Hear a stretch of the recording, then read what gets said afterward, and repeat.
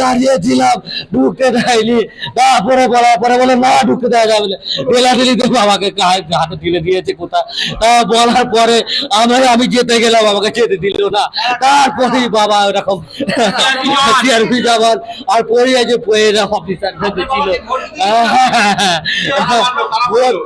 ভোরে দুজনে সিআরপি পারে ঠেলে দিয়েছে। বলরামপুর বুথ, বলরামপুর বুথে আমাদের প্রাথমিক বিদ্যালয় পড়ে গেছে, পড়ে যেতে গিয়ে তুলে না, তারপরে আমি ছুটে গিয়ে ধরে বল। হ্যাঁ হ্যাঁ ভোট দিতে গেছে মুসলিম ছিলে যে দিয়েছে মেশিনি পড়ে গেছে।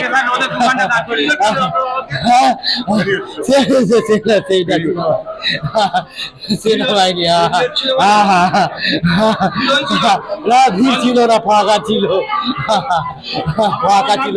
পূর্ণচন্দ্র দলুই বাবার ওই ৮০ ৮১ এরকম বয়স হবে।